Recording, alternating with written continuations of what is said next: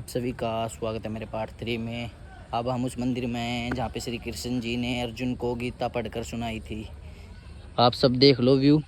आपको सारी चीज़ दिखाता हूँ, आपको सारी चीज़ दिखाऊंगा एकदम डिटेलिंग में, और हर चीज़ बताऊंगा भाई। बिल्कुल ध्यान से सुनना है, वीडियो को स्किप मत करना, बस बिल्कुल ध्यान से।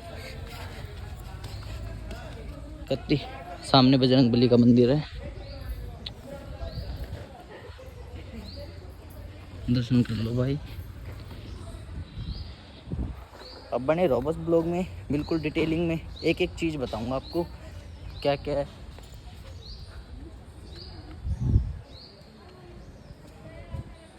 और वो भी दिखाऊंगा जब गीता का उद्देश्य देते हुए अर्जुन को, वो सारे मंदिर वगैरह भी दिखाऊंगा आपको।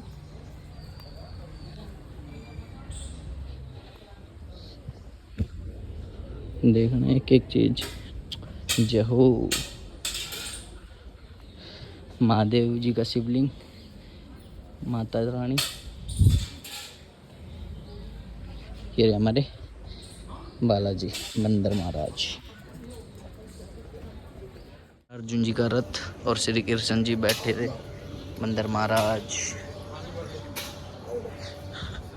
वो दर्शन कराता हूँ बिल्कुल। यहीं पे गीता का उद्देश्य दिया था अर्जुन को।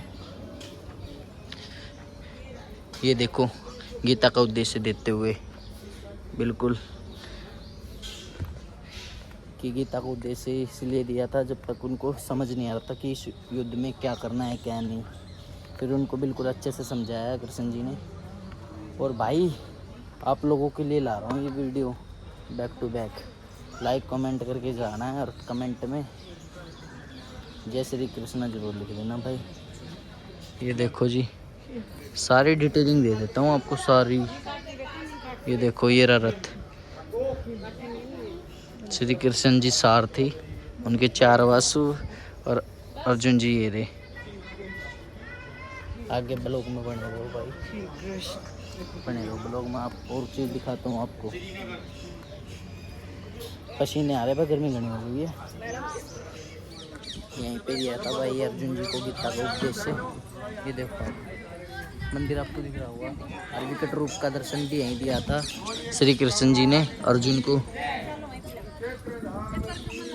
और थोड़ा डिटेलिंग में समझेंगे। आज हम जिस कुरुक्षेत्र की पवित्र भूमि पर आए हैं, इस पवित्र भूमि का नाम है ज्योतिषर।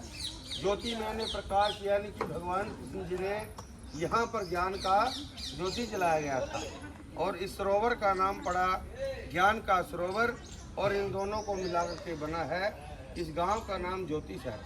मंदिर पे आप देख के आए हैं आदि गुरु शंकराचार्य मंदिर। ये जो आदि गुरु शंकराचार्य जी थे, शंकर जी के ही अवतारी थे, कि जितने भी हमारे प्राचीन मंदिर हुए हैं सभी की जो खोज की थी आदि गुरु शंकराचार्य जी ने की थी।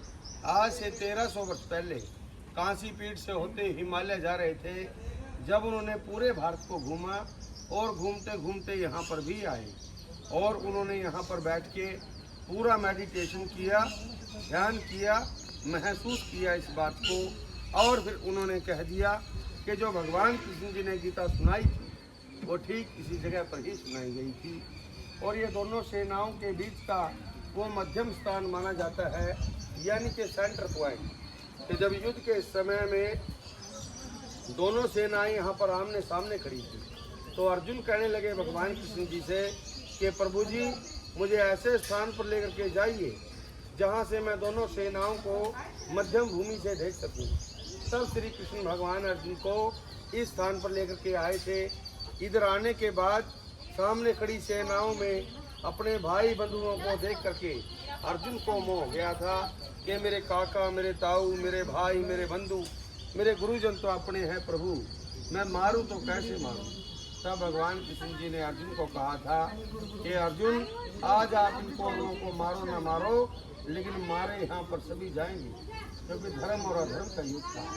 हे अर्जुन, आज मैं आपको ऐसी दिव्य दृष्टि देने जा रहा हूँ जो युगों युगों तक महान ऋषि मुनियों ने मेरे लिए बड़े बड़े जप किए गए हैं, तप किए गए हैं, योग किए गए हैं। ऐसा दिव्य दृष्टि, ऐसा शक्ति, ऐसा भक्ति मैंने उनको नहीं दिया, जो मैं आज आपको देने जा रहा हूँ। तो प्रभु जी रथ के पास जो पेड़ देख करके आ रहे हैं, गीता के 11वें अध्याय में दिव्य दृष्टि देते हुए 18 अध्याय गीता के और 700 श्लोक अर्जुन को सुनाए और अपने विराट रूप के दर्शन कराए थे। अपने मुख में तीनों लोकों का ब्रह्मांड दिखा दिया था कि अर्जुन, कण कण के अंदर तो मैं हूँ, क्षण क्षण के अंदर मैं ही समाहित हूँ। आप उठो और युद्ध का तैयारी करो। तो प्रभु जी युद्ध की शुरुआत भी यहीं से हुई थी। अर्जुन को विराट रूप के दर्शन हुए। ये 48 कोस 156 किलोमीटर का रणभूमि माना जाता है, जिसमें 5 जिले बन गया, कुरुक्षेत्र, करनाल, पानीपत, जींद और कैथल। जींद जिले में गांव पड़ता है पांडु पिंडारा। पांडु पिंडारा गांव में जाकर के युद्ध समाप्त हो गया था, जहां कौरवों के पिंडदान भी किए थे पांडवों ने। 18 दिन तक महाभयानक युद्ध लड़े गए, जिसके कारण यहाँ की मिट्टी लाल हो गई थी। आज दूर दराज से श्रद्धालु आते हैं, सभी का एक ही सवाल रहता है कि हमें वो लाल मिट्टी तो बताइए कि किधर। खेतों में तो जैसे कभी कभी गहरी खुदाई होती है या बोर का काम होता है तब नजर आती है, आमतौर पे दिखाई नहीं देती। देखो जी, पहाड़ों से पानी आया, मिट्टी आया, नीचे से नीचे चलती चली। गीता में 18 अध्याय हैं प्रभु जी और 700 श्लोक हैं। पहले ही श्लोक में लिखा है कि धर्म क्षेत्रे कुरुक्षेत्रे संवेता युत्सवा माम का पांडवस्य च किम करोति संजय। यानी धृतराष्ट्र जी कह रहे हैं कि मेरे और पांडव के पुत्र धर्म क्षेत्र कुरुक्षेत्र में क्या कर रहे हैं। महाभारत के युद्ध से भी पहले इस भूमि को धर्म क्षेत्र कहा जाता था। कौरव और पांडवों के जो 17 पीढ़ी पहले के पूर्वज थे राजा कुरु, ये राजा कुरु के नाम से ही कुरुक्षेत्र का नाम पड़ा प्रभु जी। राजा कुरु को बताया जाता है कि रात किसी ऋषि का श्राप लगा हुआ था, जैसे रात को पत्थर के बन जाते थे, दिन में पुनः जीवित हो जाते। तो ब्रह्म सरोवर आप देख के आए हैं। ब्रह्म सरोवर जो बड़ा सरोवर है, ब्रह्म सरोवर जो है ब्रह्मा जी की वेदी माना जाता है, उत्तर वेदी। जो सृष्टि की जब रचना की थी वहाँ पर शिव मंदिर बना हुआ है, तो उत्तर वेदी उसके नाम से बोला जाता है।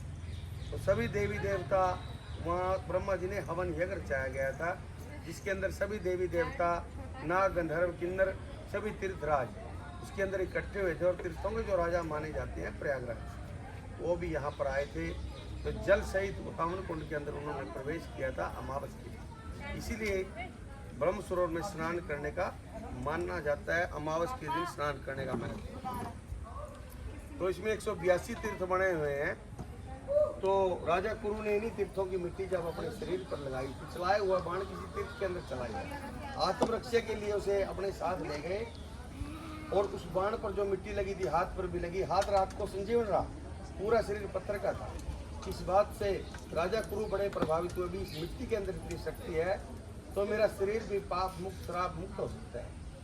तो मुक्ति के लिए जो 8 धर्म नियम बताए गए हैं, राजा कुरु ने सत्कर्म किए, धर्म किए, दान किए, योग किए, भगवान विष्णु की तपस्या की थी, 33 कोटि देवी देवताओं का वरदान मांग लिया। इसीलिए क्षेत्र को धर्म क्षेत्र कहा गया। महाभारत के युद्ध के लिए इसमें इसी भूमि को चुना गया था कि जो भी युद्ध में मारे जाएंगे उनकी मुक्ति हो जाएगी। वामन पुराण के अंदर भी लिखा है कि गंगे जले मुक्ति वाराणसी जलस्थले। गंगा के जल को पवित्र माना जाता है, मोक्ष के लिए अस्थियां प्रवाहित करते हैं। वाराणसी जलस्थले, वाराणसी शंकर जी का धाम है, जल और स्थल दोनों प्रकार है। कुरुक्षेत्र तीर्था मुक्ति आंतरिक से जलस्थले, आंतरिक जल और स्थल में मोक्ष मुक्ति माना जाता है। यहाँ से अस्थियां फूल गंगा जी, कांची जी नहीं जाती हैं, तर्पण करते हैं, पानी में विसर्जित किए जाते हैं। इसलिए इस भूमि को चुना गया। ये भगवान कृष्ण जी के 9 मुख हैं, विराट स्वरूप। फर्स्ट में राजा बलि है, नरसिंह सेकंड नंबर पर नरसिंह अवतार, गणेश जी हैं, शंकर भगवान, श्री कृष्ण जी, ब्रह्मा जी हैं, हैग्रीव जो घोड़े वाला मुख है, हनुमान जी और परशुराम जी। 10वां जो अवतार माना जाता है जी, और कल्कि भगवान के रूप में भी माना जाता है, आने वाला विष्णु के रूप में भी। विराट रूप की भी परिक्रमा किया जाता है, पेड़ का भी, उसमें एक मंत्र बोला जाता है, बोलो ओम नमो भगवते वासुदेवाय, बोलिए कृष्ण भगवान की जय। तो ऐसा ही मान्यता है भाई, इसकी परिक्रमा करके जाओ, जरूर तो जरूर मूर्ति की। भाई इसकी परिक्रमा कर रहे हैं भाई। भाई आप तो ज्ञान भी दुआ दिया भाई, बिल्कुल बढ़िया तैयार कत्ती।